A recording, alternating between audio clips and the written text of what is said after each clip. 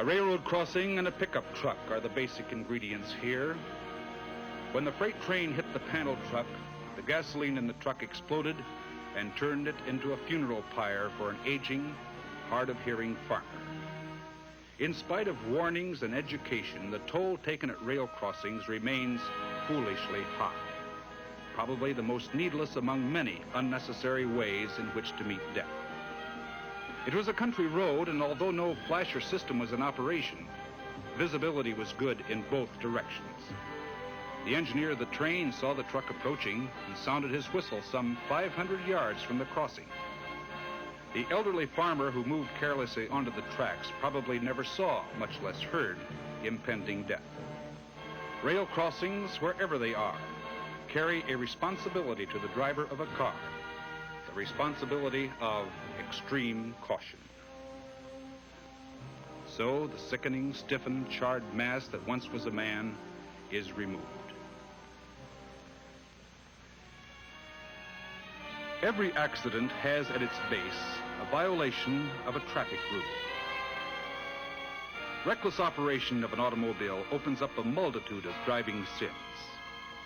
Here on a state route, whether by speed or other causes, the driver loses control of his car. The vehicle rolls over, throwing the driver out and pinning him under the wreckage. Death most certainly has resulted from all appearances. 20 men are careful in lifting the car bodily because it is feared that rolling the car over might aggravate the injuries of the victim, if indeed he is alive.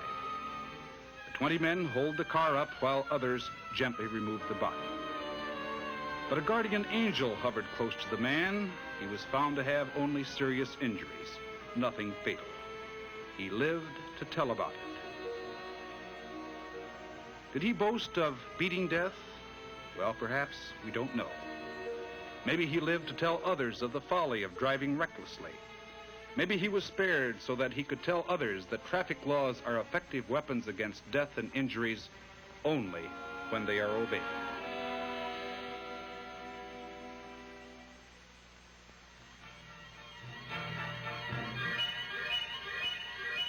There's trouble ahead, trouble that may or may not be a signal 30. What will we find? A minor mishap? Or will we look upon the stark face of death?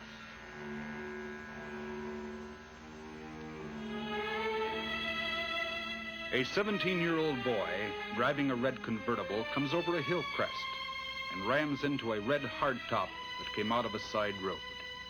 Here is the young man critically injured, and this is his car. And here is the ultimate big spender in this tragedy, a visitor from a neighboring state. He has only a few hours to live as he sustains multiple injuries, any one of which would have been fatal.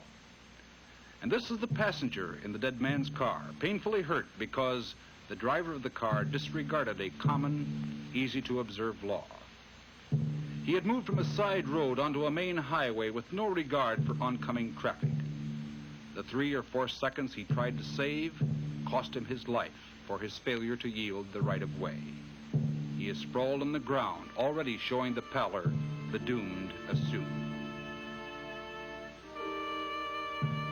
Notice the care with which these torn victims are handled by the ambulance men and patrolmen.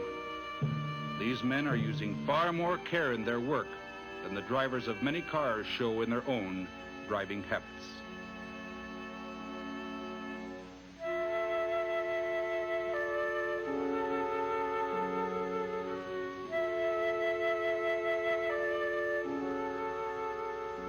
Under the green blanket is the driver of the convertible, while the driver of the hardtop lies only a few hours away from death.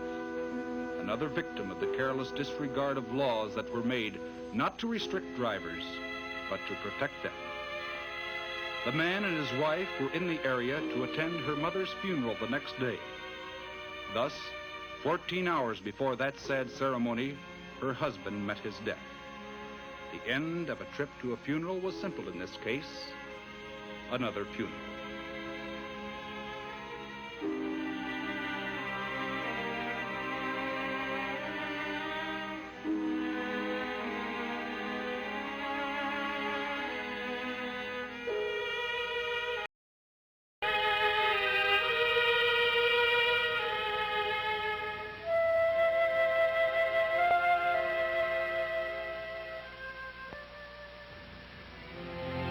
A young man speeds home after enjoying a rollicking stag party.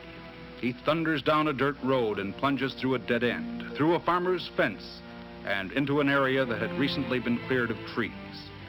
The car bounced along, sprung open the door, and threw the driver partially out of the car.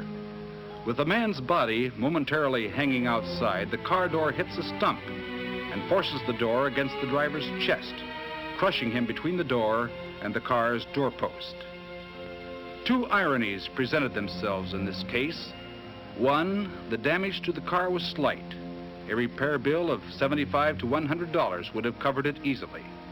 Second, the man and his wife were planning a party for the next day, a party observing his young son's birthday. Another fact that should be remembered in this careless, useless expenditure of life: the dead man knew the road well, knew it too well, because here, familiarity was the mother of carelessness. The officer who investigated the fatality had the sad task of telling the man's wife and children of the tragedy, a task that grows no easier with repetition.